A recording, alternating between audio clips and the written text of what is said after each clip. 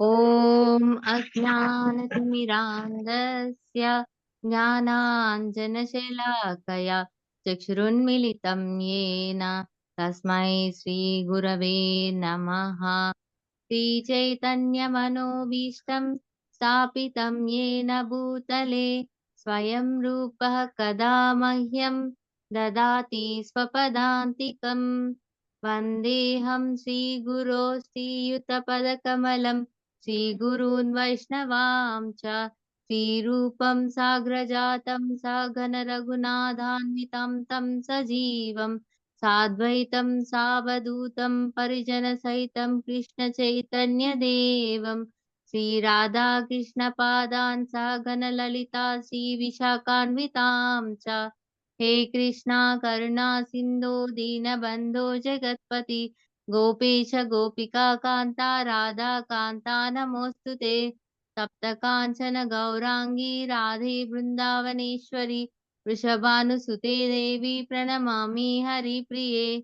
नमो विष्णुपादाय कृष्णप्रेष्ठाय भूतले श्रीमते भक्तिवेदान्त स्वामीति नामिने। नमस्ते सरस्वते देवे गौरवाणी प्रचारिणे निर्विशेषा शून्यवादी पाश्चात्यदेशतारिणे वाञ्छाकल्पतरुभ्यश्च कृपा सिन्धुभ्य एव च पतितानां पावनेभ्यो वैष्णवेभ्यो नमो नमः। श्रीकृष्ण चैतन्य प्रभु नित्यानंद श्री अद्वैत गदाधर शिवासादि गौर भक्त वृंद हरे कृष्णा कृष्ण कृष्णा हरे हरे हरे रामा राम राम हरे हरे। जय जय श्री चैतन्य जय नित्यानंद जय अद्वैत चंद्र जय गौर भक्त वृंद। जय जय श्री चैतन्य जय नित्यानंद जय अद्वैत चंद्र जय गौर भक्त वृंद। जय जय श्री चैतन्य जय नित्यानंद जय अद्वैत चंद्र जय गौर भक्त वृंद। ओम नमो भगवते वासुदेवाय। ओम नमो भगवते वासुदेवाय। ओम नमो भगवते वासुदेवाय। मूकं करोति वाचालं पंगुं लंघयते गिरिं यत्कृपातमहं वन्दे श्रीगुरुं दीनतारिणं परमानन्दमाधवं श्री चैतन्य ईश्वर। థ్యాంక్ యూ మాతాజీ. థ్యాంక్ యూ మాతాజీ. హరే కృష్ణ. కనిపిస్తుంది కదా స్క్రీన్? యా, నేను మనం 3.9 శ్లోకం స్టార్ట్ చేసాము చదువుకోవడం. సో అది దాని నుంచి మనం కంటిన్యూ చేద్దాం.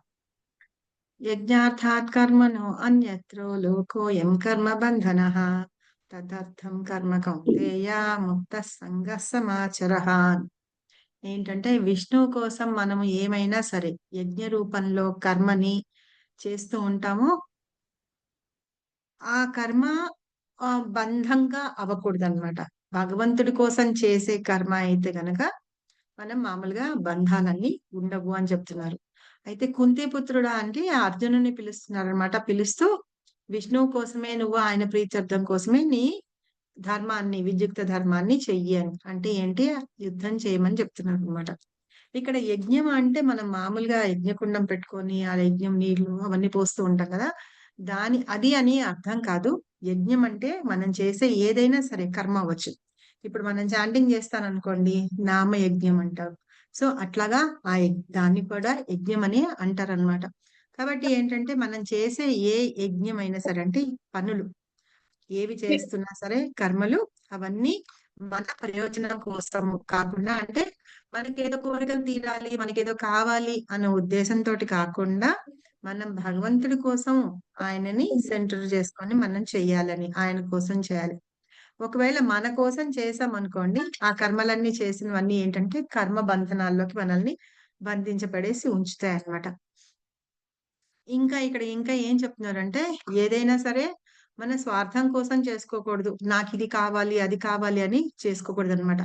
అలా చేసుకుంటూ ఉంటే గనక అవి బంధనాలుగా అవుతాయి. కాబట్టి ఆ బంధనం ఏమవుతుందంటే మళ్ళీ మనల్ని జన్మ తీసుకునేటట్టుగా చేస్తుంది అన్నమాట. అయితే ఈ కర్మయోగం సూత్రం ఏం చెప్తున్నారంటే, మనం చేసే ఏ కర్మ అయినా సరే భగవంతుని కోసమే చెయ్యాలి అని. దాని ఫలితాన్ని గురించి మనం ఆసక్తి పెట్టుకోకుండా చెయ్యాలి అని చెప్తున్నారు. ఓకేనా? అయితే మనం దీన్ని భాష్యం చదువుదాము. ఎవరైనా చదువుతారా? హరి బోల్. హరే కృష్ణ మాతాజీ. హరే కృష్ణ. ఆ! భాష్యము.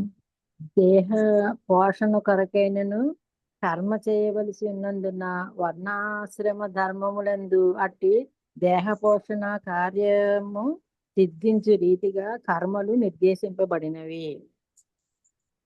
యజ్ఞం అనగా విష్ణువు లేదా యాగ కర్మలు. యాగ కర్మలన్నీయును విష్ణు ప్రీత్యర్థమే నిర్ణయింపబడినవి. యజ్ఞోవై విష్ణు అనే వేదములు పలుకుచున్నవి. అనగా విధింపబడిన యజ్ఞములను ఆచరించుట ద్వారా లేదా విష్ణువును ప్రత్యక్షముగా ఆరాధించడం ద్వారా మనుషుడు సమానమైన ప్రయోజనమును పొందగలడు. అనగా కృష్ణ భక్తి రసభావన అన్నది ఈ శ్లోకమున తెలిపిన రీతి యజ్ఞమును నిర్వహించుట వంటిది. వర్ణాశ్రమ పద్ధతి సైతము విష్ణు ప్రీతిని లక్ష్యముగా భావించును. వర్ణాశ్రమ ఆచారవత పురుషేణ పరహ భూమాన్ విష్ణు ఆరాధ్యతే. విష్ణు పురాణంలో 3.88 కనుక ప్రతి. హరే కృష్ణ మాతాజీ. థ్యాంక్ యూ మాతాజీ. అయితే మనం ఏంటంటే మనం ఏదైనా కర్మ చేసేటప్పుడు నార్మల్ గా ఏం చేస్తాం, మనల్ని పోషించుకోవడానికి మనం ఏమైనా కర్మలు చేస్తూ ఉంటాం కదా. అయితే మనము ఒక వర్ణాశ్రమంలో ఉండి ఒక గృహస్థిగానో లేకపోతే ఏమన్నా ఉంటూ ఉంటాం చూసారా, అలా ఉంటూనో ఒక ఆశ్రమంలో ఉంటూనో లేకపోతే వర్ణం ఏదైనా సరే బ్రాహ్మణ క్షత్రియ వైశ్య శూద్ర అంటాం కదా, అది లేకపోతే ఆశ్రమాల్లో ఉంటాం. బ్రహ్మచారి గృహస్థ వానప్రస్థ సన్యాస వానప్రస్థ అంటారు కదా, ఈ 4 ఆశ్రమాలు. ఎందులో ఉన్నా సరే మనకి కొన్ని ప్రిస్క్రైబ్డ్ డ్యూటీస్ అయితే ఉన్నాయన్నమాట. ఆ డ్యూటీస్ మనం కంపల్సరీగా చేయవలసి ఉంటుంది అని చెప్తున్నారు. అయితే అలాగ చేస్తూ కూడా ఏంటంటే మనం ఒక యజ్ఞం అంటే ఏంటి, విష్ణువు అనే చెప్తున్నారు. అయితే మనం చేసే ఏ యజ్ఞమైనా ఏ కర్మ అయినా సరే భగవంతుని కోసమే చెయ్యాలి అని, అంటే విష్ణువు ప్రీత్యర్థ కోసం చెయ్యాలి అని చెప్పి. యజ్ఞం అంటేనే విష్ణువు అని చెప్తున్నారు, అలాంటిది ఆయనకే ఇవ్వాలి అని చెప్పి. అయితే ఇవి మన ఉపనిషత్తులలోనో తైత్రీయ ఉపనిషత్తులో సంహితాలో వాటిలన్నిట్లో కూడా ఈ విషయాలను భగవంతుడే స్వయంగా యజ్ఞం అనే విషయాన్ని ఇక్కడ చెప్తున్నారు అన్నమాట. కాబట్టి మనకి ఏ అయితే యజ్ఞాలు విధింపబడ్డాయో ఆ యజ్ఞాలన్నీ కూడా భగవంతుడి కోసం చేయాలి అని.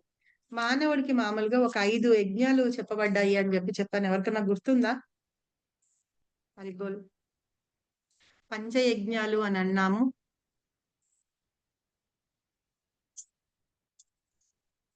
గుర్తులేదా? సరే, అది పంచయజ్ఞాలు భూత అంటున్నమాట యజ్ఞం, ఒకటి. అవే భూత యజ్ఞం ఒకటి, గుర్తున్నాయా? పితృయజ్ఞం ఒకటి, ఉమ్, ఆ, ఉమ్, గురువుది ఒకటి ఉంటుంది. గురుయజ్ఞం. ఉమ్. దేవయజ్ఞము ఫస్ట్ బ్రహ్మయజ్ఞం అంటారు, దేవయజ్ఞం, ఋషి యజ్ఞం. ఋషి యజ్ఞం, పితృయజ్ఞం అని భూత యజ్ఞం అనమాట. భూత యజ్ఞం అంటే పంచభూతాల కోసం చేసేది. సో ఇవ ఏవైనా సరే అన్నమాట. ఇంకా అతిథులకు కూడా మనం చేస్తూ ఉంటాం కదా, అంటే వాళ్ళని మన ఇంటికి వస్తే గనక అతిథులు అంటే ఎవరు, తిథి లేకుండా వచ్చే వాళ్ళని అతిథులు అంటారు. మన ఇళ్ళకి వచ్చే వాళ్ళని అంటే మనకి చెప్పబెట్టకుండా మన ఇంటికి వస్తారు కదా, ఆ టైం అవన్నీ చూసుకొని రారనమాట. అలాంటి వాళ్ళని అతిథులు అంటారు. వాళ్ళకు కూడా మనం మర్యాదలు అన్ని చేస్తూ ఉండాలన్నమాట. ఆ చేసే దాన్ని కూడా యజ్ఞం అంటారు. అయితే మనం రోజు ఇల్లు చిమ్ముతూ ఉంటాము, చీపురుతోటి చిమ్ముతుంటాము, కాస్త తుడుస్తూ ఉంటాము. అలా చేస్తున్నప్పుడు కూడా కొన్ని కంపల్సరీగా కొన్ని చిన్న చిన్న క్రిములు అవి మనకు కనిపించని కూడా కనిపించవు. ఆ క్రిములన్నీ చనిపోతూ కూడా ఉంటాయి. మనం అందుకనే లైజాలు ఇవి అవి అన్నీ ఏసి ఇంట్లో ఇలా ఏమి ఉండకూడదు. ఇంకా వానాకాలంలో ఎక్కువ గదా, అలా ఉండకూడదని చెప్పేసి మనం అవన్నీ వేసి తుడుస్తూ ఉంటాం. కొంచెం ఘాటుగా ఉండే కెమికల్స్ అట్లాగా వేసి మనం ఇల్లు తుడుచుకుంటూ ఉంటాం కదా, దాన్ని కూడా ఒక యజ్ఞం అని అంటారనమాట. సో ఇవన్నీ మామూలుగా మనుషులు చేసే కరెక్ట్ యజ్ఞాలు 5 యజ్ఞాలు చేస్తూ ఉంటారు. అయితే ఇలా చిన్న చిన్నవి ఏవైతే ఉంటాయో వాటికి మన పాపాలు చుట్టుకోదా అని అంటే, కాబట్టే మనం ఏం చేయాలంటే మనం ఆ యజ్ఞాలు చేసినందుకు భగవంతుని ప్రీత్యర్థం చేయాలి. ఇప్పుడు మనం ఇంటున్న ఇల్లు మనం క్లీన్ చేస్తున్నామా అంటే అది భగవంతుడి ధామం లాగానే అన్నమాట. మనకి 5 రకాల 4 రకాలో 5 రకాలో మనం ఏం చెప్తాం, బృందావనం ఉంది అని చెప్పి అంటాము. సో అలా వాటిల్లో ఒక బృందావనం ఏంటంటే మన ఇల్లే ఒక బృందావనం లాగా అన్నమాట. భగవంతుడిని అక్కడ ఆసీనుడిని చేసి మనం ఉంచుతాం కాబట్టి దాన్ని ఎప్పుడు నీట్ గా ఉంచుకుంటూ ఉంటాం. కాబట్టి ఆయన కోసం చేస్తున్నాం కాబట్టి అందులో తప్పు అనేది ఉండదన్నమాట. ఇలా యజ్ఞాలు ప్రతి వాళ్ళు చేస్తూనే ఉంటారు. మనం మనం ఏంటంటే భగవంతుని ప్రీత్యర్థం చేస్తూ ఉంటాం. మనం రోజు భగవంతుని నామాన్ని పలుకుతూ ఉంటాం కదా! ఆ నామాన్ని కూడా ఏంటంటే నామయజ్ఞం అంటారనమాట. కలియుగంలో ధర్మం అది నామయజ్ఞం చేయడం అనేది. కాబట్టి అందరూ చెయ్యాలని. అది ఎవరి కోసం చేస్తామంటే భగవంతుని యొక్క ప్రీత్యర్థం కోసమే చేస్తూ ఉంటాము అని ఇక్కడ చెప్తున్నారు. నెక్స్ట్ పారాగ్రాఫ్ ఎవరైనా చదవండి. హరే కృష్ణ మాతాజీ. హరే కృష్ణ.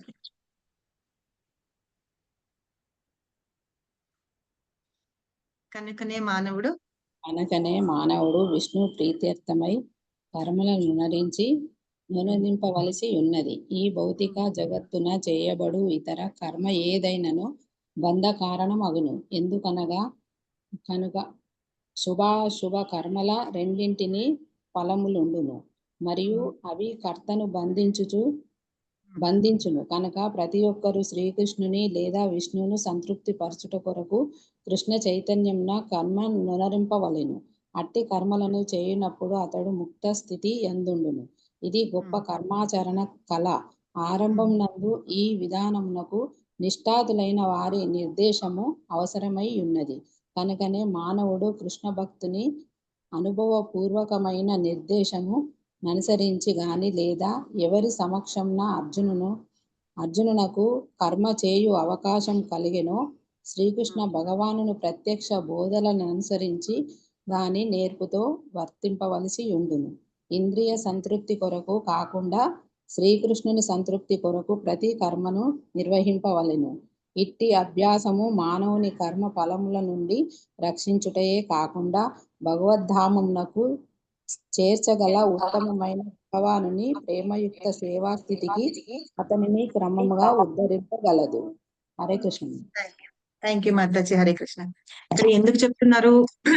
భగవంతుని కోసం మనం ఏదన్నా కర్మ చేస్తూ ఉంటాం అనుకోండి, ఆ కర్మ చేసినప్పుడు అయితే గనక మనము బంధింపబడం అన్నమాట. ఇప్పుడు మనం ఏదైనా చేయండి, మంచి గాని చెడు గాని ఏదైనా చేసినా సరే, చెడు పని చేస్తే దానికి ఫలితం ఉంటుంది, అలాగే మంచి పని చేసినా ఫలితం ఉంటుంది. కానీ భగవంతుని కోసం చేస్తే ఏంటిట, ఆ కర్మ ఫలితం అనేది ఉండదు అని చెప్పి. ఎప్పుడైతే మనం కర్మ చేసినప్పుడు శుభ అశుభ ఫలితాలు ఏవైతే ఉంటాయో అవి చేసిన వాళ్ళని కర్త అంటాం కదా, వాటిని బంధిస్తుంది అనమాట.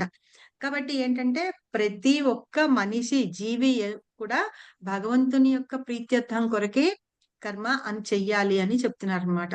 అలా చేస్తూ ఉండడం వల్ల ఏంటంటే మనము చివరికి అలా అభ్యాసం చేస్తూ ఉంటే మనం భగవంతుని ధామానికి ఉద్ధరించబడగలుగుతాము. అలాగే భగవంతుని యొక్క ప్రేమ అనేది పొందుతాము. తర్వాత మనం భగవంతుని ధామానికి వెళ్ళగలుగుతాం అన్నమాట. అంటే ఏదైనా సరే మన సంతృప్తి కొరకు కాకుండా భగవంతుని యొక్క ప్రీతి కొరకు మనము ఏ కర్మనైనా చెయ్యాలి అని ఇక్కడ చెప్తున్నారు. నేను మీకు ఒక స్టోరీ చెప్తాను. ఏంటంటే ఒక ఊర్లో ఇద్దరు రైతులు ఉన్నారు. ఆ రైతులు ఏం చేస్తారంటే ఇద్దరు పంటలు వేస్తూ ఉంటారు. మొదటి రైతు ఏం చేస్తాడు, వచ్చిన పంట అంతా తను కోసుకొని ఇంటికి తీసుకెళ్ళిపోతూ ఉంటాడు. కానీ రెండో రైతు ఏం చేస్తాడంటే అందులో వచ్చిన దానిలో కొంచెం తీసుకొని వెళ్ళి భగవంతుడికి అర్పిస్తూ ఉంటారు అన్నమాట. అక్కడ గుళ్ళో వాటిల్లో కూడా మీరు చూడండి, సంక్రాంతి అలా వచ్చినప్పుడు ఈ ధాన్యంవి ఇలా తీసుకొని వెళ్ళి కడుతూ ఉంటారు కదా, గుళ్ళల్లో కడుతూ ఉంటారు. అది పక్షుల కోసం వాటి కోసం కడుతూ ఉంటారు. ఇళ్ళకి కూడా ముందు వేలాడేస్తూ ఉంటారు, ఎందుకంటే పక్షులు అవన్నీ వస్తాయి కదా వాటి కోసం అని. సో అట్లాగే గుళ్ళో కొన్ని దానం అలాగే ఇస్తూ ఉంటాడనమాట రెండో రైతు. అయితే మళ్ళీ నెక్స్ట్ సంవత్సరం వచ్చేటప్పటికి ఫస్ట్ రైతుకి ముందు సంవత్సరం ఉన్న దానికంటే తక్కువ పండుతుందన్నమాట. ఈ రెండో రైతు ఏంటి, భగవంతుడు ఉన్నాడు మనకి చూసుకుంటాడు, ఆయనకి మనం తీసిన దానిలో ఆయనకి ఇస్తూ ఉంటాం అన్నమాట. సో అట్లా వెళ్తూ ఉంటాడు. ఇతనికి మాత్రం ఏ ప్రాబ్లం ఉండదు రెండో రైతుకి. అలా ఒక్కొక్క సంవత్సరం దాటిన తర్వాత ఎందుకు ఈ కర్మ అంతా మూట కట్టుకుంటూ ఉన్నాడు కదా మొదటి రైతు, అందుకని అతనికి తగ్గిందనమాట. అతనిలో ఏంటంటే భగవంతుడి దానికి ఇవ్వకుండా నా కోసమే అని చెప్పేసి స్వార్థం కోసం చేస్తూ ఉన్నాడు కదా, అప్పుడు కర్మతోటి బంధింపబడి ఉంటాడనమాట. సో రెండో రైతు ఏం చేస్తాడు, భగవంతుడి కోసం ఇస్తున్నాడు, తన కోసం అని కాకుండా. తన పంటలో ఎట్లా వస్తుందంటే మొత్తం భగవంతుడికి ఆయనకి ఇచ్చినందుకు చూసుకుంటూ ఎంత వచ్చిందంటే ఆ ఊర్లో ఎవరికైనా లేని వాళ్ళకు కూడా ఇస్తూ ఉంటాడన్నమాట రెండో రైతు. సో ఇట్లాగా మనం ఏం చేయాలి, భగవంతుడు మనకి అన్ని ప్రపంచంలో అంటే భౌతిక ప్రపంచం భౌతిక ప్రపంచంలో ఏంటంటే మనమంటూ ఏమీ తయారు చేసుకోలేదు కాబట్టి ఏవి మనవి కాదు. మనకి భగవంతుడు ఇచ్చిన దానిలో మనం ఆయనకి ఇస్తున్నాం అన్నమాట. ఎలా అయితే మన తండ్రి మనకి సంపాదించి ఆయన జేబులో ఉన్న డబ్బులు మనం తీసుకుంటామో వితౌట్ పర్మిషన్, అది ఎలాగైతే దొంగతనం లాగా అవుతుందో అలాగే మనం ఏం చేస్తామంటే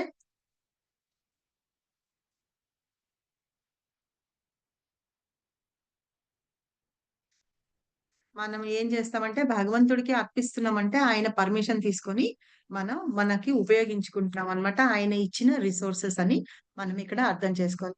దీని గురించి మళ్ళీ ఇంకా నెక్స్ట్ శ్లోకంలో కూడా ఇంకా బాగా చెప్తారు. ఈ శ్లోకం మీకు అర్థమైందా? దీని తాత్పర్యం ఏంటంటే మనం భగవంతునికి యజ్ఞం అంటే ఏది చేసినా సరే ఆయనకి ఆఫర్ చేయాలి. ఏ కర్మ చేసినా సరే భగవంతునికి చెయ్యాలి అని మనం చెప్తున్నాం. రెండో శ్లోకం. ఇది చాలా మంచి శ్లోకం. అన్నాద్భవంతి భూతాని పర్జన్యాదన్న సంభవః యజ్ఞాద్భవతి పర్జన్యో యజ్ఞః కర్మ సముద్భవః. హరిబోల్. చదువుతారా? హరే కృష్ణ మాతాజీ. చదవండి మంచి. అన్నాద్భవంతి భూతాని పర్జన్యాదన్న సంభవః యజ్ఞాద్భవతి పర్జన్యో యజ్ఞ కర్మ సముద్భవః. హరే కృష్ణ. హరే కృష్ణ మాతాజీ. అన్నాద్భవతి భూతాని పర్జన్యాదన్న సంభవ యజ్ఞాద్భవతి పర్జన్యో యజ్ఞో కర్మ సముద్భవః. హరే కృష్ణ. హరే కృష్ణ మాతాజీ. అన్నాద్భవంతి భూతాని పర్జన్యాదన్న సంభవః యజ్ఞాద్భవతి చదవండి మాత, చదవండి. యజ్ఞాద్భవతి పర్జన్యో యజ్ఞ కర్మ. మాతాజీ నేను చదవాల. చదవండి మాతాజీ. హరే కృష్ణ మాతాజీ. అన్నాద్భవంతి భూతాని పర్జన్యాదన్న సంభవః యజ్ఞాద్భవతి పర్జన్యో యజ్ఞః కర్మ సముద్భవః. హరే కృష్ణ. హరే కృష్ణ. నెక్స్ట్. హరే కృష్ణ మాతాజీ. హరే కృష్ణ. అన్నాద్భవంతి భూతాని పర్జన్యాదన్న సమద్భవః యజ్ఞాద్భవతి పర్జన్యో యజ్ఞః కర్మ సముద్భవః. హరే కృష్ణ మాతాజీ. హరే కృష్ణ. హరే కృష్ణ మాతాజీ. హరే కృష్ణ. అన్నాద్భవంతి భూతాని పర్జన్యాదన్న సంభవః యజ్ఞాద్భవతి పర్జన్యో యజ్ఞః కర్మ సముద్భవః. హరే కృష్ణ. హరే కృష్ణ. ఇంకెవరైనా చదువుతారా?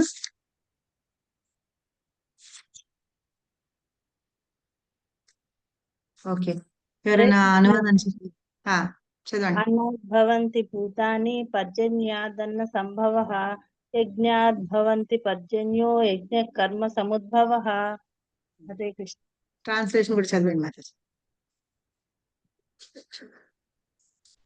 అనువాదం కూడా చదివేయండి.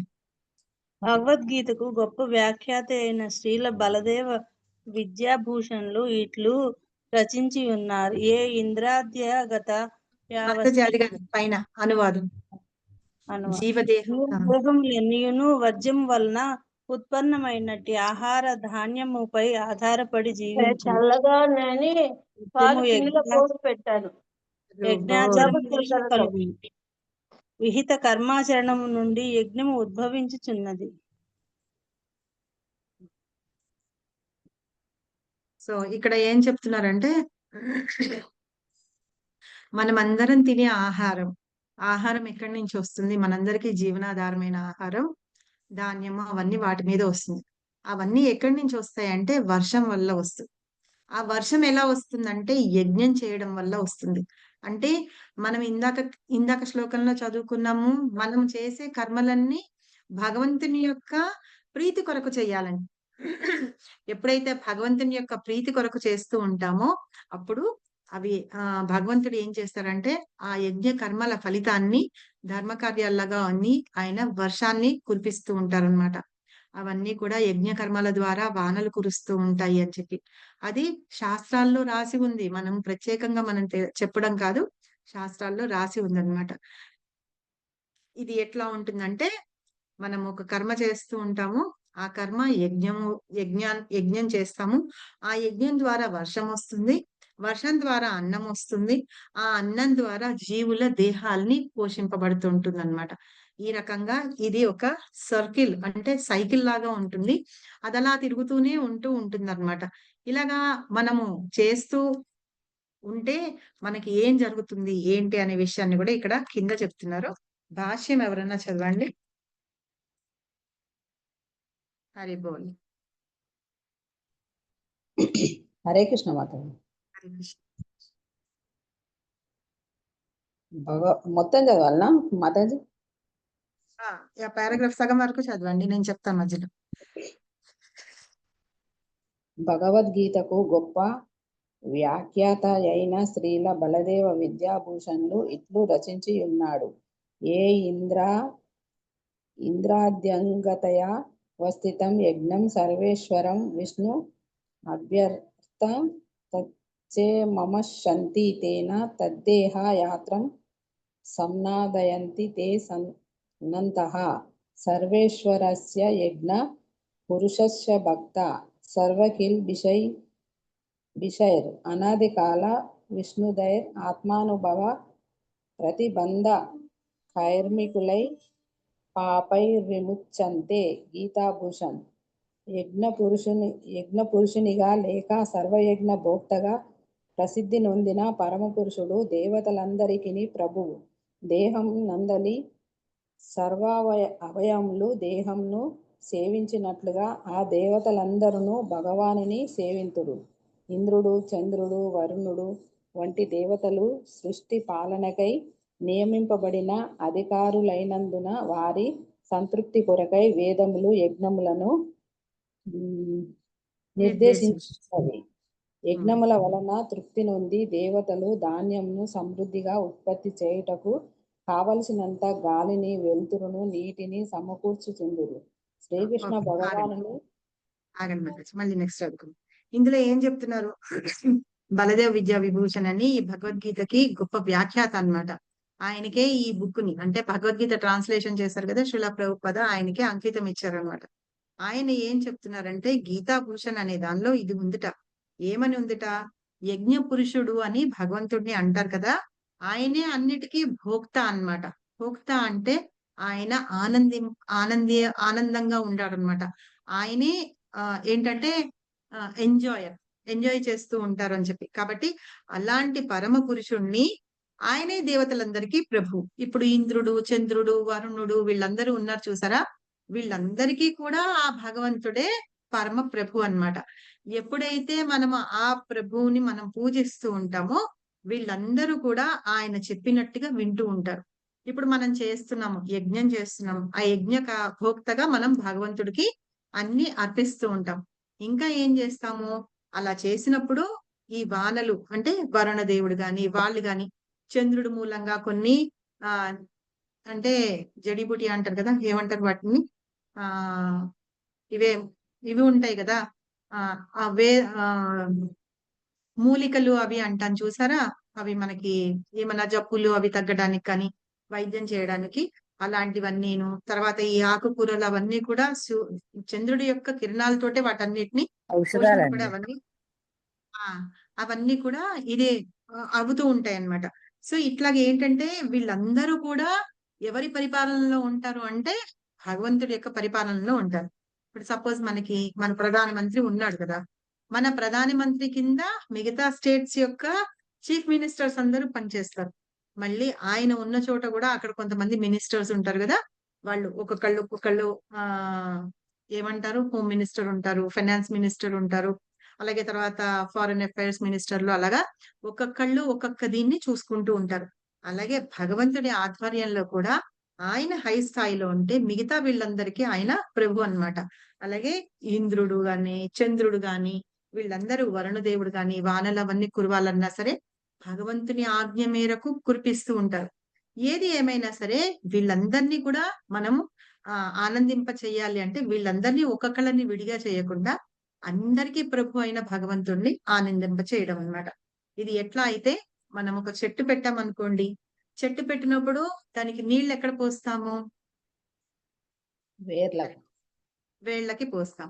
అంతేకాని ఆకులు బాగా రావాలని ఆకుల మీద జల్లినా, పండ్లు అవి రాయాలని వాటి మీద జల్లినా చెట్టు సరిగా పెరగదనమాట. ఎప్పుడైతే వేళ్ళకి మనం నీళ్లు పోస్తామో, ఆ పోషణకి కావాల్సిన ఫర్టిలైజర్స్ కానీ, కంపోస్ట్ ఏమైనా సరే వాటిని అక్కడ పెడతాం కదా! అక్కడే ఇస్తాం. వేళ్ళ దగ్గరే ఇస్తాం. వేళ్ళ దగ్గర ఇస్తే మిగతా బ్రాంచెస్ అన్ని బాగా వచ్చి పండ్లు, కాయలు గాని, కూరలు గాని, పూలు కానీ ఏవైనా సరే మంచిగా ఉత్పన్నమవుతూ ఉంటాయన్నమాట. అలాగే ఇది కూడా. సో, మనం ఎప్పుడైతే భగవంతుడికి అన్నీ అర్పించి ఆయనకి చేస్తూ ఉంటామో, ఇవన్నీ సక్రమంగా వాటి టైంలో అవన్నీ చేస్తూ ఉంటాయన్నమాట. తర్వాత చదవండి ఎవరన్నా. శ్రీకృష్ణ భగవానుని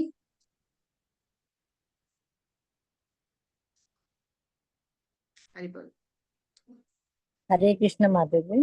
శ్రీకృష్ణ భగవానుని అర్చించినప్పుడు అతని అంగములైన దేవతలు అప్రయత్నముగా పూజింపబడుతున్నందున ప్రత్యక్షముగా ఆ దేవతలు అర్చింపనవసరం లేదు. ఈ కారణంనే భక్తులు కృష్ణ భక్తి భావన ఎందున్న వారు తొలుత ఆహారమును కృష్ణునికి అర్పించి పిదప గ్రహింతురు. తద్వారా వారి దేహము ఆధ్యాత్మికంగా పుష్టి నొందును. ఆ విధమైన యజ్ఞము ద్వారా పూర్వ పాపములన్నీ నశించుటయే కాక మనసు సర్వభౌతిక కల్మషములను అతీతమగుచున్నది. అంటువ్యాధి ప్రబలినప్పుడు రోగ నిరోధక ఔషధము వంటి అంటువ్యాధి నుండి మనుజుని రక్షించు రీతి విష్ణువునకు అర్పించిన ఆహారము మనుజుని విషయాసక్తకత నుండి రక్షించును. ఇట్టి విధానము అవలంబించువాడు భక్తుడని పిలువబడును. కావున కృష్ణ ప్రసాదమును స్వీకరించి భక్తుడు ఆత్మానుభవ మార్గములో అవరోధముల వంటి పూర్వ పాపముల నుండి విముక్తిని పొందుచున్నాడు. అట్లు కాక ఈ విధముగా వర్తించని వాడు పాపమును క్రమముగా పెంచుకొని పోవచ్చు పాప ఫలములను అనుభవించుటకు హీనమైన సుఖరాదుల దేహములను తయారు చేసుకొనును. వాస్తవమునకు విషయ జగము పాపభూయిష్టము. శ్రీకృష్ణ భగవానుని ప్రసాదమును స్వీకరించువాడు మాత్రమే దాని ప్రభావం నుండి రక్షింపబడుచున్నాడు. అట్లు ప్రసాదమును స్వీకరింపని వాడు పాపముచే ప్రభావితుడుచున్నాడు. హరే కృష్ణ మాతాజీ. హరే కృష్ణ. సో ఇక్కడ ఏం చెప్తున్నారు కాబట్టి ఏంటంటే వాళ్ళందరూ కూడా ఎప్పుడైతే మనం చెట్టుకి నీళ్ళు పోసినప్పుడు మిగతావన్నీ ఎలా వస్తాయో అలాగే ఈ దేవీ దేవతలందరూ కూడా భగవంతుడి యొక్క అంగాలన్నమాట. ఆయన యొక్క బాడీ పార్ట్స్. కాబట్టి ఏంటంటే వాళ్ళందరినీ ఇప్పుడు ఎట్లాగైతే వేళ్ళకి నీళ్లు పోస్తాం అలాగే భగవంతుడిని పూజిస్తే మిగతా వీళ్ళందరినీ పూజించినట్టే అయిపోతుంది అన్నమాట. ఇంకా ఏం చేస్తూ ఉంటారంటే ప్రతి అంగాన్ని పూజించాల్సిన అవసరం లేదు. భగవంతుడిని స్వయంగా ఆయన పాదాల దగ్గర పూజిస్తే కనుక మనం మిగతా అందరినీ పూజించినట్లే అయిపోతుంది అని చెప్తున్నారు. కాబట్టి అందుకని ఏం చేస్తారట కృష్ణ భక్తిలో ఉన్న వాళ్ళందరూ ఏం చేస్తారంటే ఆహారాన్ని ముందుగా భగవంతుడికి మనము నైవేద్యం పెడతాము. అర్పించిన తర్వాతే తింటారనమాట.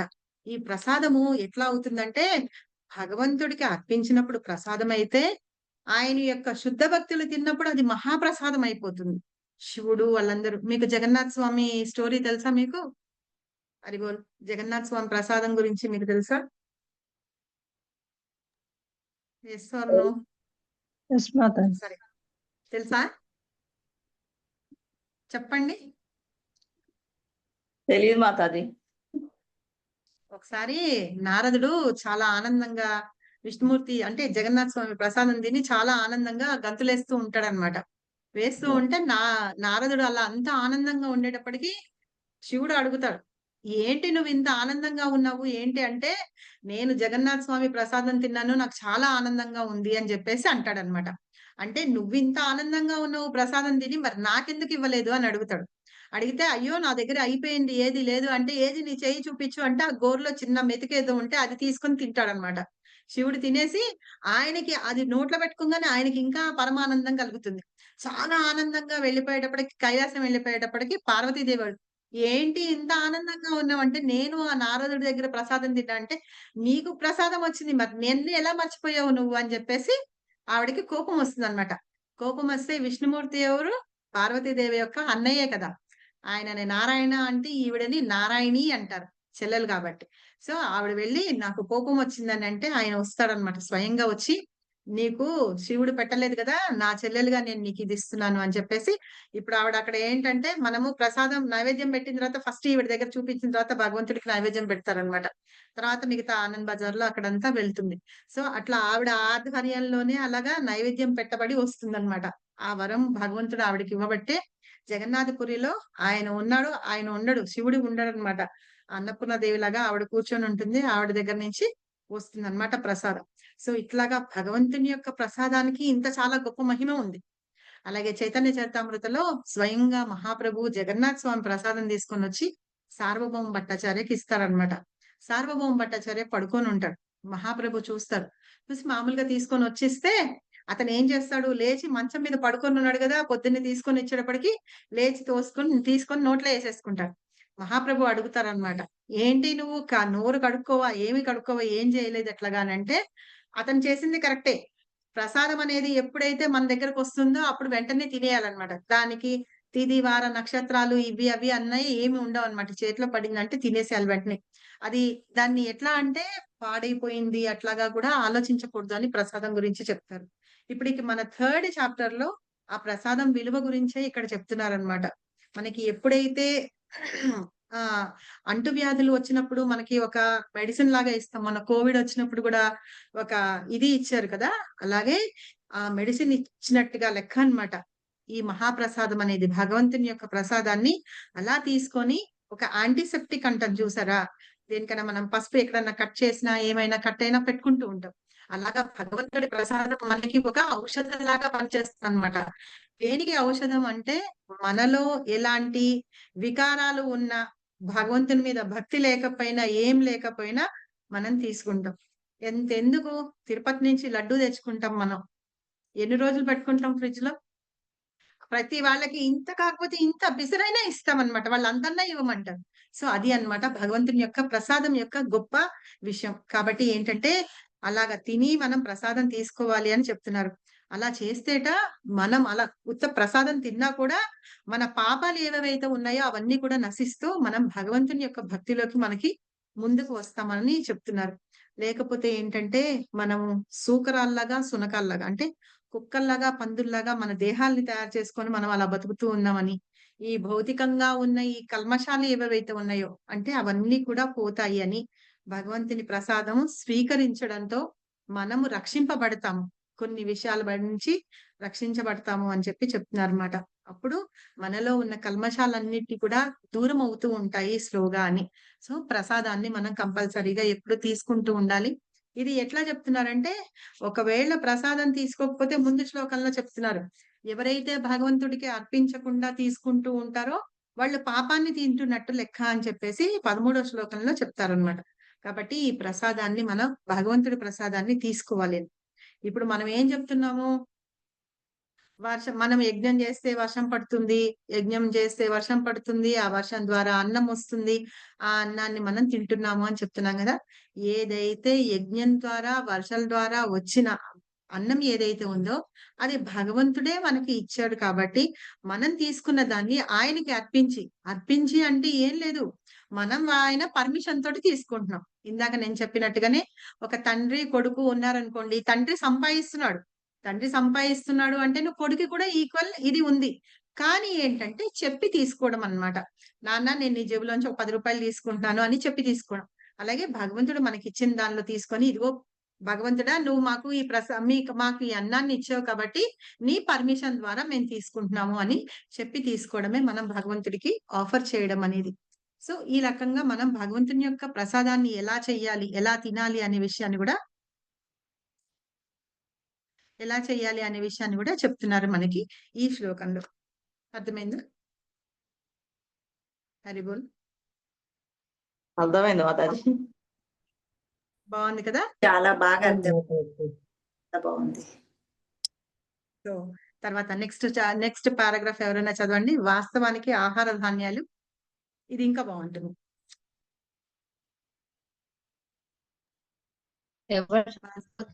వాస్తవానికి ఆహార ధాన్యాలు మరియు చదవాల మాతాజీ? చదవండి, ఎవరొకరు చదువు.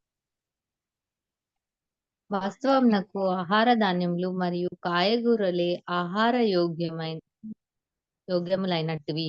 మానవులు వివిధ రకములైన ధాన్యములు, కూరలు, ఫలములు వంటి వాటిని భుజింతురు. జంతువులు ఆహార ధాన్యం నుండియు, కాయగూరల నుండియు తొలగింపబడిన వ్యర్థ పదార్థములను, గడ్డిని, మొక్కలను ఆహారంగా గ్రహించును.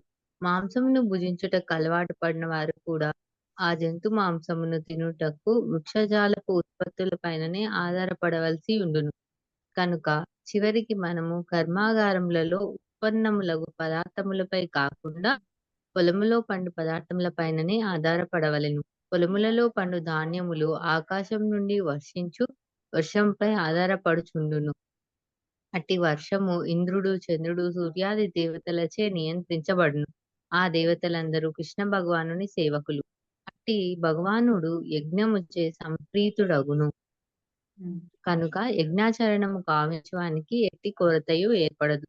అది ప్రకృతి నియమము. కనుక కనీసం ఆహార పదార్థముల కొరత నుండి రక్షించబడటకైనను ప్రత్యేకించి ఈ యుగమునకు నిర్దేశింపబడిన సంకీర్తన యజ్ఞమును నిర్వహింపవలసి ఉన్నది. థ్యాంక్ యూ మాతాజీ. హరే కృష్ణ. మనం ఏంటిట మనం అనుకుంటాము ఆహారం జనాభా ఎక్కువైతే ఆహార కొరత వచ్చేస్తుంది అని అనుకుంటాం కదా. మీకు తెలుసా 1970s ఎప్పుడో ఒకసారి హైదరాబాద్ లో అంతా వానలు లేకుండా బాగా ఎట్లా అంటే ఎండాకాలంలో వానలు లేకుండా 2-3 సంవత్సరాలు పాపం చాలా బాధపడుతూ ఉండేవాళ్ళట. అప్పుడు శ్రీల ప్రభుపాద ఏం చేశారట, సంకీర్తన యజ్ఞం చేయించారట. సంకీర్తన యజ్ఞం చేయిస్తే అందరూ అనుకున్నారట, ఓ హరే కృష్ణ కృష్ణ కృష్ణ హరే హరే, హరే రామ రామ రామ హరే హరే అని పాడితే గనక వానలు పడతాయా అని అనుకున్నారట. నిజంగానే వానలు పడ్డాయి. ఆ తర్వాత మళ్ళీ ఇక్కడ నీళ్ళకి కొరత అనేది రాకుండా ఉండింది అని చెప్తారనమాట. అసలు అలాగా అందరి చేత సంకీర్తన యజ్ఞాన్ని చేయించారని. అంటే అక్కడ నాంపల్లి గ్రౌండ్స్ దగ్గర ఎక్కడో చేయించారు. పెద్ద క్లాసెస్ అవన్నీ కూడా తీసుకునేవారు శ్రీల ప్రభుపాద అని అంటారనమాట. సో ఇట్లా సంకీర్తన యజ్ఞం చేయిస్తే ఇక్కడ వానలు పడ్డాయి మనకి హైదరాబాద్ లో అని. సో ఈ రకంగా ఏంటంటే సంకీర్తన యజ్ఞం అనేది అంత గొప్పతనాన్ని సంతరించుకొని ఉంది అని. కాబట్టి ఈ కలియుగంలో ఏంటి, మనం యజ్ఞాలు, యాగాలు మనం అన్ని చేయలేము. ఎందుకు చేయలేము అంటే ఆ యజ్ఞం చేయడానికి కావాల్సిన కరెక్ట్ గా అంటే కల్తీ లేకుండా ఉన్న వస్తువులు అవన్నీ దొరకవు. పైగా ఎందుకంటే ఇప్పుడు మనందరం మందమతులం కాబట్టి జ్ఞానం అంత ఉండదు. అంత మంత్రాలు కరెక్ట్ గా పలికే వాళ్ళు కూడా ఎవరు లేరు, కరెక్ట్ గా చెప్పి చేసే వాళ్ళు కూడా. కాబట్టి ఏంటంటే హ్యాపీగా ఈజియెస్ట్ వే ఏంటంటే సంకీర్తన చేయండి, హరినామాన్ని పలకండి. అదే ఇక్కడ మనం కలియుగంలో చేసే యజ్ఞం అన్నమాట. సరే, అయితే ఇప్పుడు మనం ఈ ఆహార పదార్థాల గురించి మాట్లాడుకుంటున్నాం కదా. వీటిలో మనకి మనుషులకి కొన్ని తినాలి అని చెప్పి మనకి పెట్టి ఉంది. దాని మూలంగానే మన పళ్ళు కూడా అలాగే ఉంటాయి. జంతువులకి కూరలు అంటాం మనం వాటిని. ఆ కూరలు అవి ఉన్న వాళ్ళని జంతువులు అంటాము, లేకపోతే రాక్షసులకి అలాంటివి ఉంటాయి. కాబట్టి మనం ఈ పళ్ళ వాటికి ఏవైతే ఉన్నాయో ఈ సెట్, వాటికి తగిన ఆహారము మనము శాకాహారం అన్నమాట. ఈ కూరగాయలు, పండ్లు, పాలు, ధాన్యాలు అవే తినాలి మనం. అవే మనకి ప్రిస్క్రైబ్ చేయబడి ఉంది అని. అయితే వీటిల్లో ఏవైనా సరే మనలో ఎవరన్నా కనుక్కున్నారా? చెప్పండి, ఎవరన్నా కనుక్కున్నారా?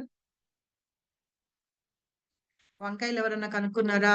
ఆలుగడ్డలు ఎవరన్నా కనుక్కున్నారా? ఎవరు కనుక్కోలేదు. అవన్నీ సృష్టించింది ఎవరు? స్వయంగా భగవంతుడే కదా. ఆయన సృష్టించి ఇచ్చారు. మనం వాటిని వానల ద్వారా మట్టిలో పండించి మనం తీసుకుంటున్నాం అన్నమాట.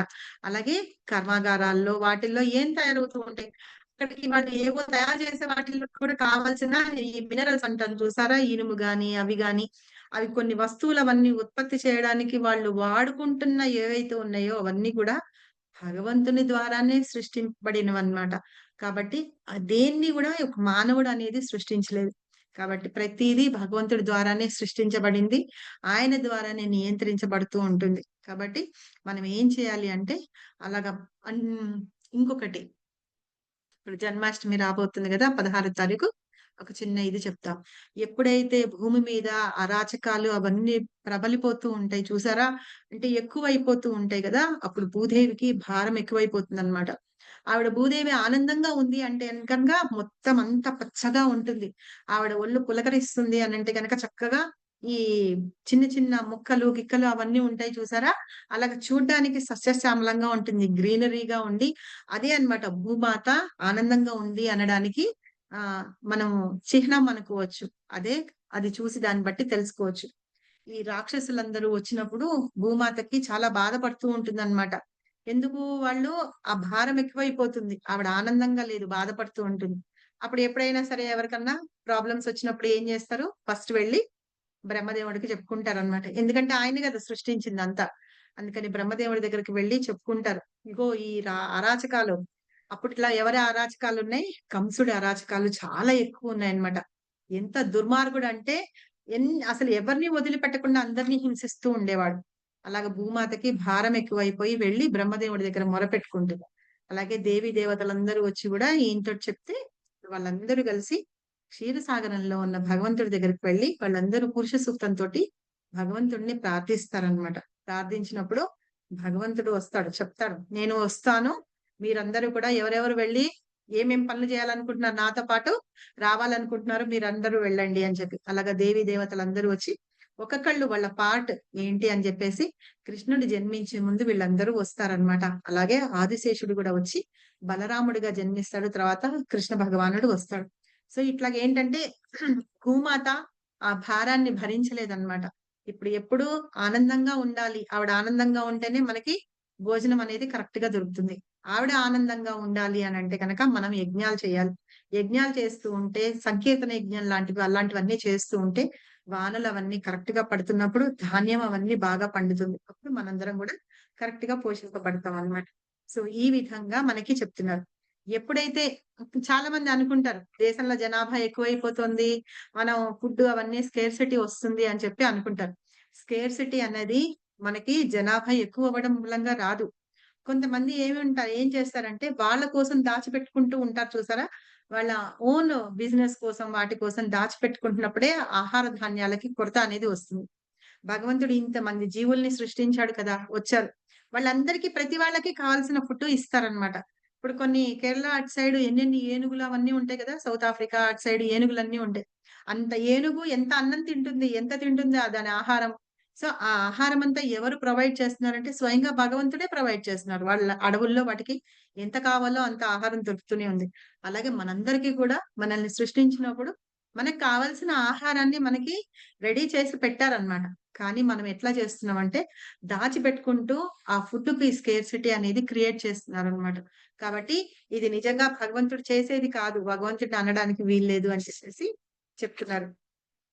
ఇది నేను చెప్పిన మాట కాదు, మాకు భక్తి శాస్త్రిలో చెప్పారనమాట. నేను మాయాపూర్ ఇన్స్టిట్యూట్ నుంచి చేశాను. మాకు పెద్ద పెద్ద మహారాజులు వాళ్ళు అందరూ క్లాసెస్ తీసుకునే వాళ్ళు అనమాట. ఆయన చెప్తున్నారనమాట, సమాజ్ మే అభావ్ నా హోనా ఉస్కా కారణ్ క్యా హే అంటే యజ్ఞం చేయాలి. వీళ్ళందరూ ఇలా చేయడం మూలంగానే అభావ్ అంటే ఏంటంటే మనకి స్కేర్సిటీ అనేది వస్తూ ఉంటుంది అనమాట. కాబట్టి ఏంటంటే మనం చేసే పని మనం చెయ్యాలి అని సంకీర్తన యజ్ఞాన్ని చేస్తూ ఉండాలి అని చెప్పి చెప్తున్నారు. కాబట్టి ఈ రకంగా మనం సంకీర్తన యజ్ఞం చేస్తూ ఉంటే ఇన్ని రకాల లాభాలు జరుగుతాయి. కాబట్టి సంకీర్తన అనేది కూడా ఒక యజ్ఞంగా మనం తీసుకొని చెయ్యాలి అని దీనికి అర్థం. ఓకేనా? హరి బోల్.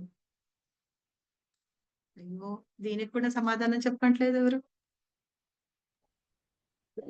అర్థమైంది మాతాజీ. అర్థమైందా? సరే, నెక్స్ట్ హరే కృష్ణ మాతాజీ. చెప్పండి, ఏమైనా డౌట్లు ఉంటే కూడా అడగండి. ఒక డౌట్ మాతాజీ, ఇప్పుడు మనము అంటే ఇప్పుడు మామూలుగా మనం వెజిటేరియన్ కూడా నాన్ వెజిటేరియన్ కాక వెజిటేరియన్ కూడా చెట్లను మనము బాధపడతాయి, వాటిని తెంపితే. మీరు నాన్ వెజిటేరియన్ అంటున్నారు, ప్రోటీన్ అంతా తినట్లేదు, మీరు చెట్లు అట్లా అంటే చెట్లు కూడా మనకు బాధపడతాయి కదా తెంపుతుంటే, వాటికి కూడా మనసు ఉంటది కదా అని మాట్లాడుతుంటారు కదా మాతాజీ. అది ఎంతవరకు సమంజసమో అది అట్లాంటివి అని. నేను ఇందాక మీకు ఏం చెప్పాను, ఒక మనిషి అన్నాక 5 రకాల యజ్ఞాలు చేయాలి అని చెప్పానా? అవును. ఆ యజ్ఞాలు చేస్తూ ఉంటే మరి అదే మనం ఇల్లు చిమ్ముతూ తుడుస్తూ ఉంటే చీమలు అవన్నీ చిన్న చిన్న క్రిములు వస్తాయి కదా. మనకి ఏ వైరస్ వస్తుందో, చిన్న పిల్లలు ఉంటే ఇంకా కష్టం, వాళ్ళు మురికి కాళ్ళతోటి వాళ్ళతోటి వస్తుంటారు. రోజు చిమ్ముతాం కదా మనం, ఫినాయిలు గినాయిలు అని కొంచెం హార్డ్ అయినవి వేసి తుడుస్తాం కదా, మరి అప్పుడు చచ్చిపోతున్నాయి కదా మరి మాతాజీ అవి. అవును, చచ్చిపోతున్నాయి. ఇంకా కాదు అదొకటి మాతాజీ. ఇంకొకటి అంటే నేను చెప్పేది, మా అమ్మమ్మ చెప్పేది మా చిన్నప్పుడు. అంటే మనం ఏదన్నా చంపాల్సి గనక వస్తే కొన్ని ఇప్పుడు జిర్ర పురుగులు అట్లాంటివి మనకి ఇంట్లోకి వస్తుంటాయి కదా, అవి మనం ఉంచలేము కదా, వాటిని అవి దొరకవు. చంపాల్సి వస్తే కూడా కృష్ణార్పణం అని చంపాలి అంటుండే. అదే ఇప్పుడు మనం ఇక్కడ ఏం చెప్తున్నాము, మనకి ప్రిస్క్రైబ్ చేసిన ఫుడ్ ని మనం భగవంతుడికి ఆఫర్ చేయాలంటున్నాం కదా. అవును. మనం అది తీసుకొని భగవంతుడికి ఎప్పుడైతే ఆఫర్ చేస్తామో అప్పుడు కర్మ బంధాలు ఉండవు మాతాజీ మనకి. ఓకే. సరేనా? ఓకే. ఆ, ఇప్పుడు కూరలైనా చెట్లైనా సరే అవి మనం పెంచుతున్నాం. అది మనకి ఆహారం అని చెప్పేసి భగవంతుడు మనకి నిర్దేశించారు. అంతేగాని మనల్ని జంతువుల్ని అవి చంపమని చెప్పలేదు మనకి. నిర్దేశించలేదు. అవును మాతాజీ, అదే నేను ఆ, కూడా చెప్పాను. అంటే మాట్లాడితే వాదనలో మనం కూడా కొన్ని రీజన్స్ మనకు ఉండాలి కదా మాతాజీ. ఇప్పుడు అవును మనకు నిర్దేశించబడలేదు కదా అవి మనకు నాన్ అవును వెజిటేరియన్. అవును మనకి మనకి అవి నిర్దేశింపబడలేదు. మనం చిన్నపిల్లలు చదువుకుంటాం కదా. అవును మాతాజీ. ఓమ్నివర్స్, కార్నివర్స్ అవి చదువుకుంటాం కదా. అవి అవును చదువుకునేటప్పుడు వాటి టీత్ ఎట్లా ఉంటాయి అని కూడా పిల్లలకి మనం చెప్తూ ఉంటాం. అవును ఫస్ట్ క్లాస్ పిల్లలకి, యూకేజీ పిల్లలకి, వాళ్ళకందరికి మనం చెప్తూ ఉంటాం కదా. మన పిల్లలు ఇంట్లో ఉంటే మనవరాళ్ళు ఇప్పుడు చూడండి. అయితే వాళ్ళకి ఏం చెప్తారు, అది తీసుకొని తినే ఆ కూరలు అలాంటివి మనకి లేవు. అవును మనకి మామూలుగా ఉన్నాయి కాబట్టి మనకి కూరలు, పండ్లు, పాలు, అవి ఆకుకూరలు అవి మనకి నిర్దేశింపబడ్డాయి. అవును ఇవన్నీ మనకి అవును శాస్త్రాల్లో రాసి పెట్టున్నాయి. ఈ 3rd చాప్టర్ లో మీరు చదవండి. ఇక్కడ అన్ని చాలా బాగా రాసి పెట్టింది. అందుకనే మొన్న నేను అవును. ప్రసాదం గురించి ఎందుకు తీసుకున్నాను, చాలా దీని బాగుంది ఇది. గురించి అవును, మనం తెలుసుకోవాలని 3rd చాప్టర్ తెలుసుకో. చెప్పుకుంటున్నాం కదా, అదనమాట. సో అవును ఇలాగా మాతాజీ. సో అంటే మన అలాగా ఇంట్లో రాకుండా పురుగులు అవి ఇవి రాకుండా చేస్తే కూడా మనం ఇంకా దానికి అతిథి యజ్ఞం ద్వారా, భూత యజ్ఞం ద్వారా మనము చేసుకోవచ్చు కదా మాతాజీ.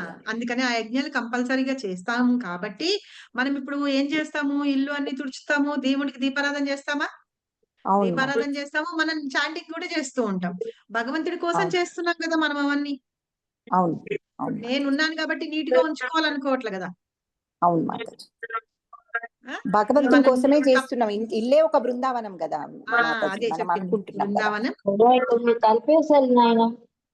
అవును మాతాజీ, అర్థమే. సో కాబట్టి మనము హరే కృష్ణ మాతాజీ, మీరు యజ్ఞాల పేర్లు చెప్పారు కదా మాతాజీ, ఒక్కసారి అవి చెప్పరా, నేను నోట్ చేసుకుంటాను. చెప్తా. బ్రహ్మయజ్ఞం, దేవయజ్ఞం, పితృయజ్ఞం, భూతయజ్ఞం, మనుష్య యజ్ఞం.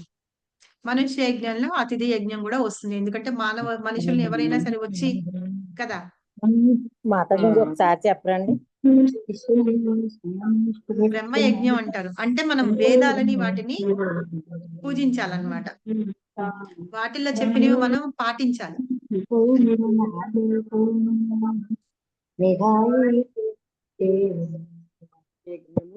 మాతాజీ ఒకసారి చెప్పరండి. ఎవరు మాట్లాడుతున్నారు నాకు అర్థం కావట్లేదు. మ్యూట్ చేద్దామంటే ఫస్ట్ ది బ్రహ్మయజ్ఞం మాతాజీ. బ్రహ్మయజ్ఞం అంటే ఈ వేదాలు అవన్నీ ఉంటాయి చూసారా, వాటిల్లో చెప్పబడిన వాటిని మనం పాటించడం అన్నమాట యజ్ఞం. ఓకే. రెండోది దేవయజ్ఞం. దేవయజ్ఞం అంటే దేవి దేవతల్ని మనము రెస్పెక్ట్ ఇవ్వడం. ఇప్పుడు మనం కృష్ణుని పూజిస్తున్నాం కాబట్టి నేను శివుని పూజించను అలా అనకూడదు. శివుడు కూడా ఏంటంటే ఆయన భగవంతుడి యొక్క, కృష్ణుడి యొక్క భక్తుడే కాబట్టి ఆయనని అగౌరవపరచకూడదు అన్నమాట. మూడోది వచ్చి పితృయజ్ఞం. మన తల్లిదండ్రులు వాళ్ళు ఆన్సెస్టర్లు ఉంటారు కదా, పితృదేవతలు వాళ్ళు ఉంటారు కదా, వాళ్ళకి కూడా మనం చేసే యజ్ఞం. నాలుగోది వచ్చి భూత యజ్ఞం. లివింగ్ బీయింగ్స్ ఏవైతే ఉంటాయో, ఇప్పుడు మన ఇంటి దగ్గరకు కుక్క వస్తుంది అనుకోండి, ఆ కుక్క కొంచెం అన్నం పెట్టడం, ఎండాకాలంలో ఒక గిన్నెలో నీళ్లు పోసి బయట పెట్టడం, అవి తింటూ ఉంటాయి. మనం ఇందాక చెప్పుకున్నట్టుగా పంట వస్తుంది, పంట వచ్చినప్పుడు మనం తీసి ఇవి కంకులు ఉంటాయి కదా, అవి కడితే అవి తింటూ ఉంటాయి కానీ మన పొలంలోకి రావన్నమాట అవి. సో అలాగ వాటికి కూడా పెట్టడం, దాన్ని భూత యజ్ఞం అంటారు. తర్వాత మనుష్య యజ్ఞం అంటారు, దాన్ని అతిథి యజ్ఞం కూడా అని అంటారు. మనుషులందరికీ వాళ్ళని కూడా ఎప్పుడన్నా పెడుతూ ఉండడం, దానిలో ఇవి కూడా వస్తాయి. మన ఇంట్లో చుట్టాలు, ఫంక్షన్లు ఇవి అవి అయినప్పుడు మన సంపాదనలో ఏమన్నా కొంచెం వాళ్ళకు కూడా ఇస్తూ ఉండడం అన్నమాట. గిఫ్ట్ల రూపంలోనో వాళ్ళు మన ఇంటికి పిలవడం, వాళ్ళకి భోజనాలు పెట్టడం, తర్వాత మనం వాళ్ళ ఇంటికి వెళ్ళడం, అలాగే రిలేషన్స్ పెంచుకుంటూ ఉంటాం కదా, అదనమాట మనిషి యజ్ఞం అంటారు. అలాగే దాన్ని అతిథి యజ్ఞం కూడా అంటారు. సరేనా? Thank you Mataji. సో తర్వాత నెక్స్ట్ 13th శ్లోకం హరిబోల్. నాది ఇంకొక చెప్పండి. రిక్వెస్ట్ మాతాజీ, రెండో అధ్యాయం అయిపోయింది కదా, ఆ, అట్లా అధ్యాయం అయిపోయినప్పుడు దాంట్లో ఉన్న మెయిన్ పాయింట్స్ ఒకసారి ఏమన్నా గుర్తు చేస్తారేమో అధ్యాయం ఆ, అయిపోయాక. సరే చెప్తా అయితే. Thank you Mataji. ఓకే, తప్పకుండా మాట్లాడు చెప్తాను. సరే, నెక్స్ట్ మండే చెప్తాను. ఇప్పుడు ఆల్రెడీ మనం థర్డ్ స్టార్ట్ చేసాం, టైం కూడా అయిపోయింది కదా. నెక్స్ట్ వీక్ మండే చెప్తాను. ఓకే అలాగే మాతాజీ. 13వ శ్లోకంలో కూడా ఉందన్నమాట, యజ్ఞాన్ని అర్పించిన తర్వాత ఆహారాన్ని ఎలా స్వీకరిస్తాము, అలా స్వీకరించడం ద్వారా సర్వ విధాలైన పాపాల నుండి మనం విముక్తి పొందుతాము అని, అలా చేసుకుని తినడం వల్ల ఇస్తాము అని చెప్పేసి, ఒకవేళ భగవంతుడికి ఆఫర్ చేయకపోతే మనం పాపాన్ని భుజిస్తున్నాము అని చెప్పేసి 13th శ్లోకంలో కూడా ఉంది. 14th శ్లోకము తర్వాత 14th ఇప్పుడు మనం చెప్పుకున్నాము.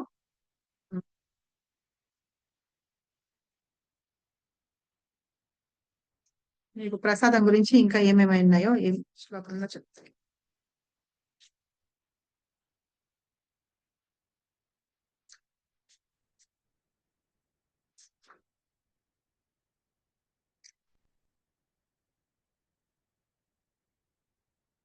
ఇప్పుడు ఈ శ్లోకం చాలా ఇంపార్టెంట్ అయిన శ్లోకం, చాలా మంచి శ్లోకం. మన నిజ జీవితంలో కూడా మనం ఉపయోగించుకుంటూ ఉండొచ్చు. నేను ఎగ్జాంపుల్స్ కూడా చెప్తాను, కొంచెం చెప్పి వదిలిపెడతాను. నెక్స్ట్ వీక్ మళ్ళీ మనం చెప్పుకుందాం. నెక్స్ట్ వీక్ మనం ఈ శ్లోకం చెప్పుకునే ముందు సెకండ్ చాప్టర్ రివిజన్ చేసుకొని ఒక 10 సెంటెన్సెస్ ఫస్ట్ చాప్టర్ గురించి కూడా చెప్పుకొని, తర్వాత సెకండ్ చాప్టర్ చెప్పుకొని, థర్డ్ చాప్టర్ లో ఈ శ్లోకం స్టార్ట్ చేయాలి. యద్యద్ ఆచరతే శ్రేష్ఠ తత్తదేవతరో జనః సయత్ ప్రమాణం కురుతే లోకస్తాదనువర్తతే. హరిపోల్ చదవండి.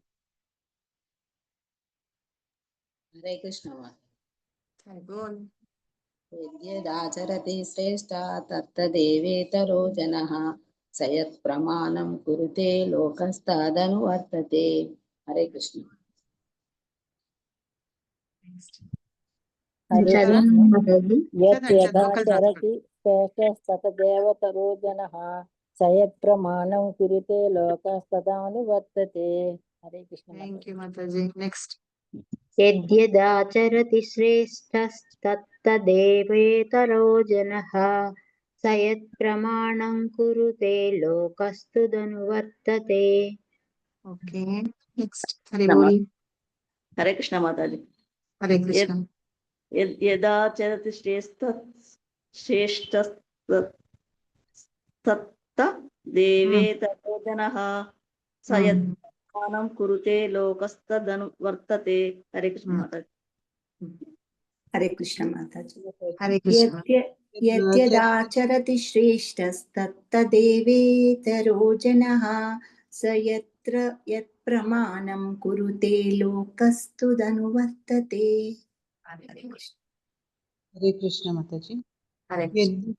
యద్యదాచరతి శ్రేష్ఠస్తత్తదేవేతరో జనః సయత్ ప్రమాణం కురుతే లోకస్తదనువర్తతే. హరే కృష్ణ. హరే కృష్ణ మాతాజీ. హరే కృష్ణ.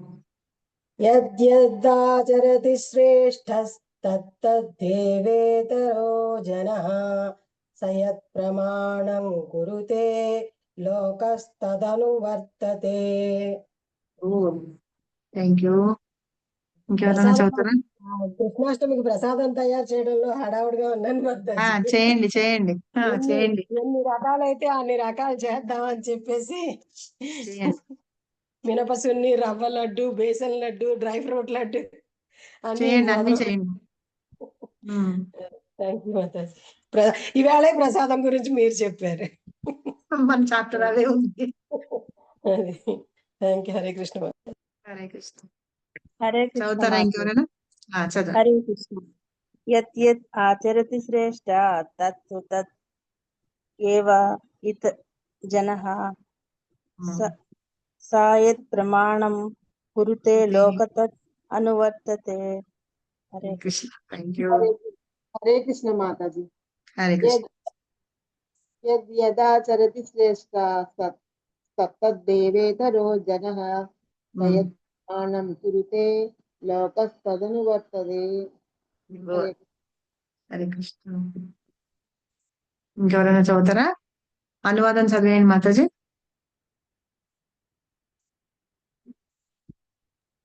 మహనీయుడైన మాతాజీ వ్యక్తి ఎట్టి కార్యములను చేయునో వానిని సామాన్య జనులు అనుసరింతురు. తన ఆదర్శప్రాయ కర్మము ద్వారా దేనిని అతడు ప్రమాణముగా నిర్ణయించునో దానినే లోకమంతయు అనుసరించును. హరే కృష్ణ. ఇప్పుడు మనం ఎవరినైనా ఫాలో అవుతామా, అనుసరిస్తుంటామా? హరే కృష్ణ. అనుసరిస్తాం. ఫాలో చేస్తాం, భగవంతుని ఫాలో చేస్తాం మరి. ఇప్పుడు భగవంతుని అనుసరిస్తాం ఫాలో మాతాజీ. అనుసరిస్తాం కదా. ఎవరిని అనుసరిస్తాం చెప్పండి? చిన్నప్పుడు చేసే వాళ్ళని అనుసరిస్తాం. ఎవరన్నా భగవంతుని చిన్నప్పుడు తల్లి.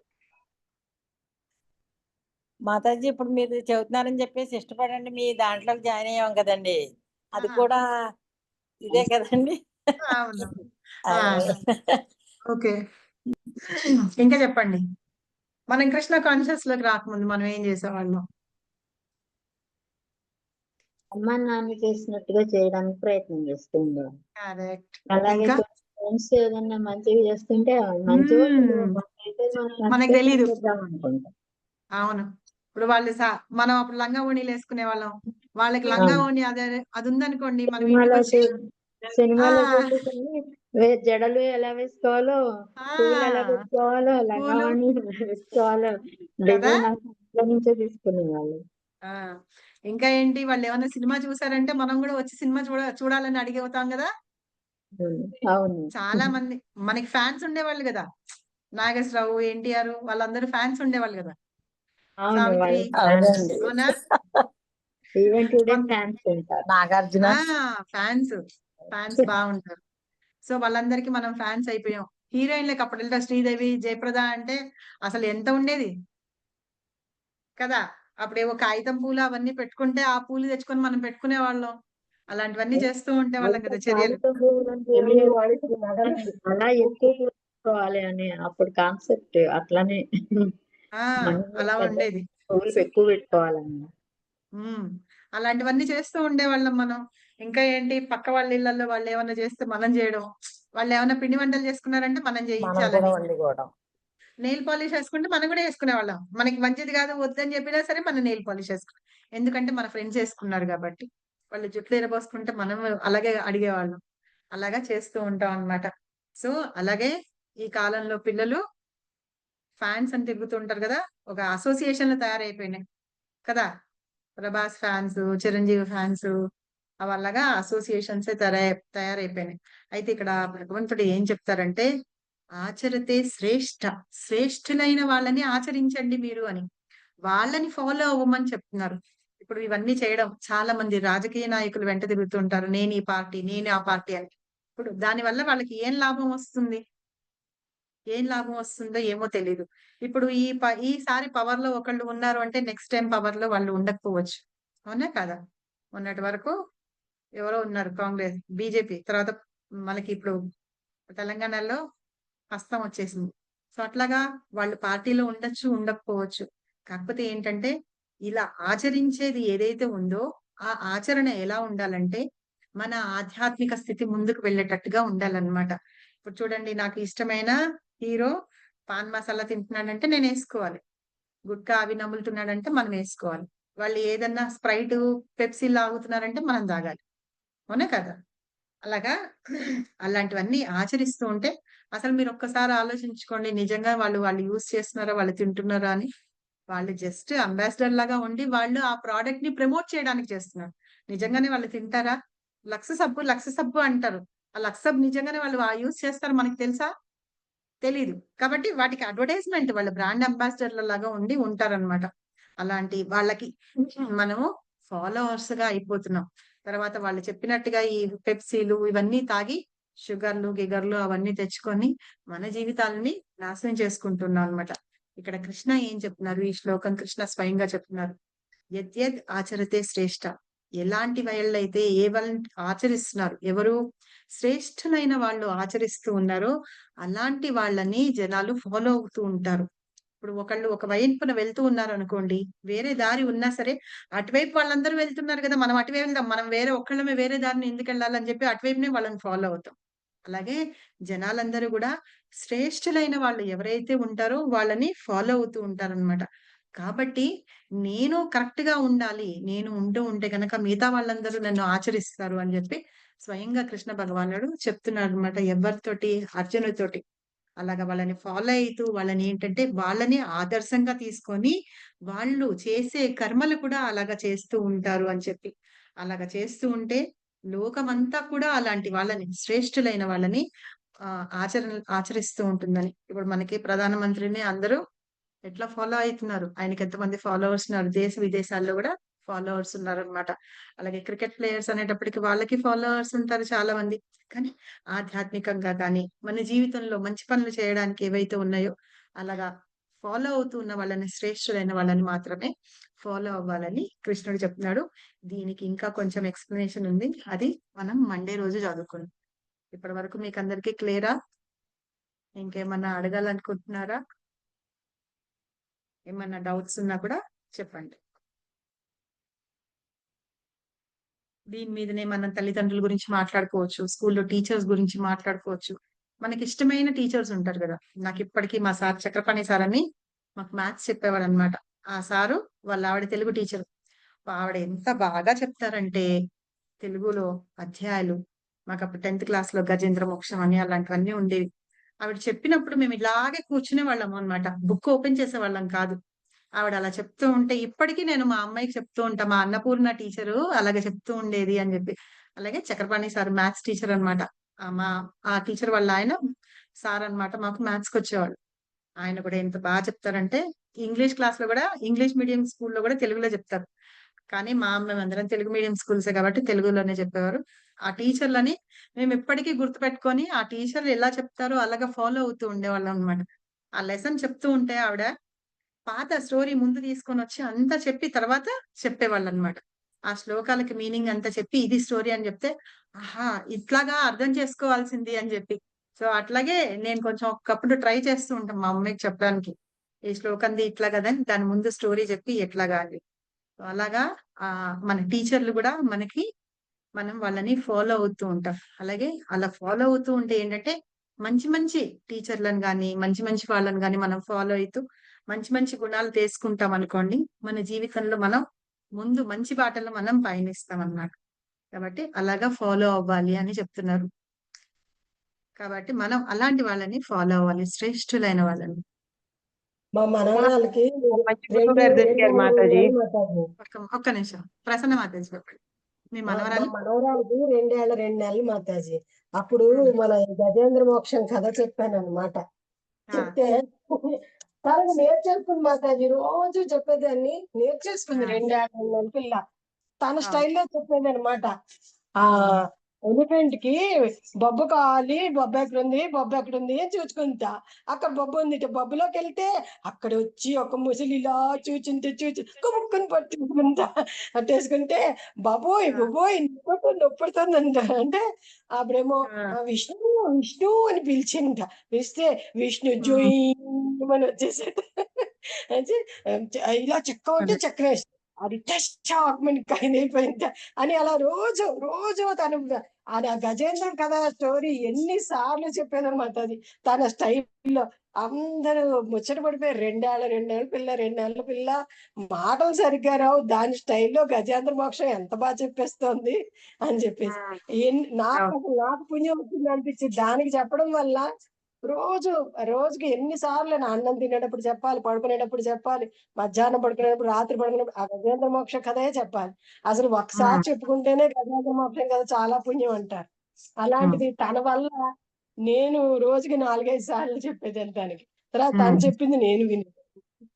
చాలా చిన్నపిల్లలకి చెప్తే వాళ్ళు భలే పట్టేసుకుంటారు మాతాజీ. పట్టుకుంటారు. అవును. అలాగే ఏంటంటే వరాహ భగవానుడి స్టోరీ కూడా చెప్పండి మాతాజీ. వరాహ భగవానుడి స్టోరీ ఏంటంటే అది లాస్ట్ లోనే ఫలశ్రుతి కూడా ఇస్తాడు. ఎట్లా అయితే యుద్ధంలో వెళ్తే గనక జయం లభిస్తుందని, ఐశ్వర్యం లభిస్తుందని, జ్ఞానం లభిస్తుందని, అలాంటివన్నీ ప్రాప్తిస్తాయని చెప్పి భాగవతంలో లాస్ట్ లో ఆ అధ్యాయం ఎండ్ లో చెప్తారనమాట. ఆ వరాహ భగవానుడిది చెప్పండి మీరు, ఇంకా ఆనందిస్తుంది అది కూడా. అలాగా ఒక్కొక్క అవతారం గురించి మీ మనవరాలకి చెప్పండి. మీ మనవరాలకి అనే కాదు, మీరందరూ కూడా మీ పిల్లలు పెద్దవాళ్ళు ఉన్నారా, పెద్ద పిల్లలైనా సరే, పెళ్ళిళ్ళు అయినా సరే, వాళ్ళకి కూర్చోపెట్టి చెప్పండి. అది భూదేవిని హిరణ్యాక్షుడు తీసుకెళ్లి లోపల పెట్టేస్తే బ్రహ్మదేవుడికి వీళ్ళందరూ వచ్చి మొత్తుకుంటూ ఉంటారు. బ్రహ్మదేవుడికి ఉన్నట్టుండిగా తుమ్ము వస్తుందిట. ఆ తుమ్ము వస్తే ముక్కులోంచి వచ్చేస్తాడు వరా భగవానుడు. ఇంత వచ్చి ఎంత పెద్దగా అవుతాడు.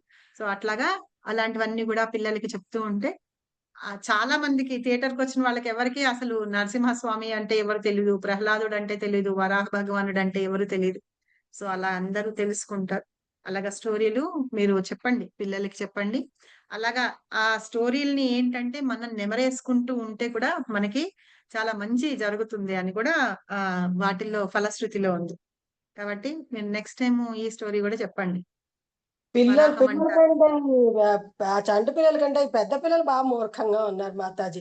మధ్య వయసు మా పిల్లలు, మా అమ్మాయిని రోజు నైవేద్యం పెట్టావా, భోజనం నైవేద్యం పెడితే గానీ నేను తినను అంటాను మాతాజీ. అయితే నైవేద్యం పెడితే ఆయన ఇచ్చింది ఆయనకి పెట్టడం ఏంటి అని నేను అప్పుడు మీరు చెప్పిందే చెప్పాను మాతాజీ.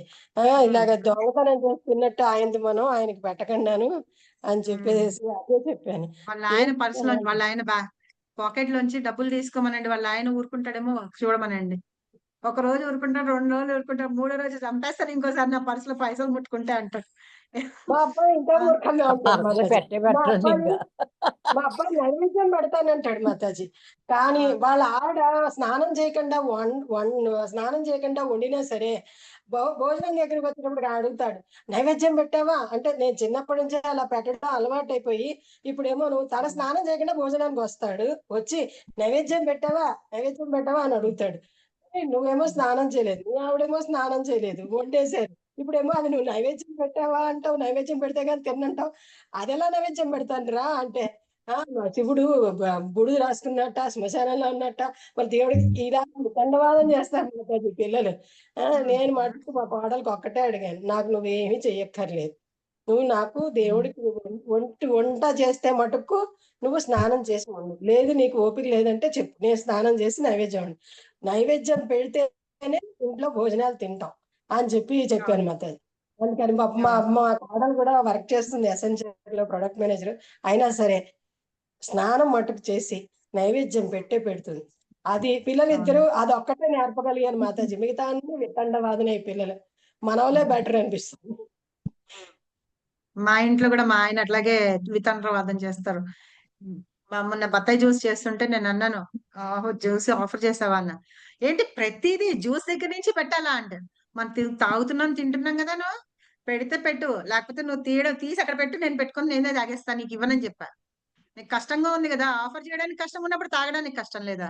అందుకని వద్దు, అసలు నీతో అసలు మాట్లాడకూడదు అని. అందుకని ఇంతమందికి చెప్తున్నాను. నేను అన్నా, ఇంట్లోనే నేను చేయలేకపోతున్నాను అంటే, అందుకని మేము వింటాం తల్లి, నేను పెడతాను అని.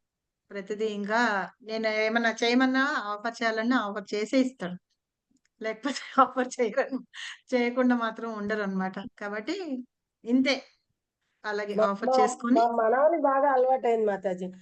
అంటే నేను పైన ఉంటాను ఒకదాన్ని, కింద మా అమ్మాయి వాళ్ళు ఉంటారు. మొన్న ఏదో దానికి నేను అన్ని చేసి నైవేద్యం పెట్టాను.